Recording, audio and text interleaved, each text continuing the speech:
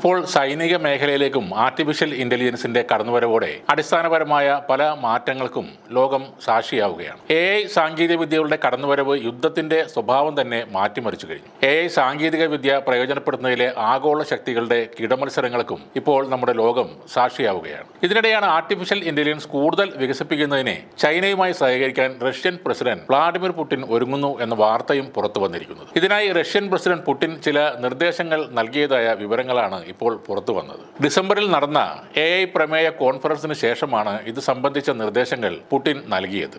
പ്രധാനമന്ത്രി മിഖേൽ മിഷുസ്റ്റിനെയും ഏറ്റവും വലിയ ബാങ്കായ സ്ബെർ ബാങ്കിന്റെ CEO ഹെർമൻ ഗ്രെഫിനെയുമാണ് ഇതിനായി പുടിൻ ചുമതലപ്പെടുത്തിയിരിക്കുന്നത്. 2025 തന്നെ ഇതിൽ മുന്നേറ്റം ഉണ്ടാകുമെന്നാണ് രാജ്യം കരുതുന്നത്. ലോകത്തിലെ ഏറ്റവും വികസിത രാജ്യങ്ങളിലൊന്നായി അംഗീകരിക്കപ്പെട്ട ചൈനയുടെ AI വൈദഗ്ധ്യം പ്രയോജനപ്പെടുത്താനാണ് കൂടുതലായും ഈ തീരുമാനം കൊണ്ട് റഷ്യ ലക്ഷ്യം വെക്കുന്നത്. ബാങ്കിന്റെ ആദ്യ ഡെപ്യൂട്ടി ചെയർമാനായ അലക്സാണ്ടർ വെദ്യാകിൻ അടുത്തിടെ ചൈനയുടെ AI മുന്നേറ്റങ്ങളെ സ്ബെർ ബാങ്കിന്റെ ഉയർച്ചയ്ക്കായി ഉപയോഗപ്പെടുത്താമെന്നും പറഞ്ഞിരുന്നു. അടുത്തിടെ റഷ്യ തങ്ങളുടെ സൈനിക മേഖലകളിലടക്കം ആർട്ടിഫിഷ്യൽ ഇന്റലിജൻസ് ഉപയോഗപ്പെടുത്തുന്നതിൽ കാര്യമായ മുന്നേറ്റം തന്നെ നടത്തിയിട്ടുണ്ട്. അതിവേഗം വികസിച്ചുകൊണ്ടിരിക്കുന്ന AI സാങ്കേതികവിദ്യ സ്വന്തമാക്കാനും ആഗോളതലത്തിൽ റഷ്യയുടെ പ്രസക്തി നിലനിർത്താനും വേണ്ടിയാണ് ചൈനയുമായുള്ള റഷ്യയുടെ ഇപ്പോഴത്തെ കൂട്ടുകെട്ട്. ഇരു രാജ്യങ്ങളും ചേർന്ന് ഒരു AI അലയൻസ് നെറ്റ്വർക്ക് സൃഷ്ടിക്കാനാണ് പുടിൻ ആഹ്വാനം ചെയ്തിരിക്കുന്നത്. നിർണായക സാങ്കേതിക വിദ്യകളിലേക്കുള്ള പ്രവേശനം തടഞ്ഞ പാശ്ചാത്യ ഉപരോധങ്ങൾ റഷ്യയുടെ AI വികസനത്തെ തടയാൻ ഉദ്ദേശിച്ചുള്ളതായിരുന്നു. എന്നാൽ വലിയ ഉപരോധങ്ങളുമായി എത്തിയെങ്കിലും പുടിന്റെ മുന്നിൽ പാശ്ചാത്യ രാജ്യങ്ങൾക്ക് മുട്ടുമടക്കാനേ കഴിഞ്ഞുള്ളൂ. ചൈനയുമായുള്ള കൂട്ടുകെട്ടിലൂടെ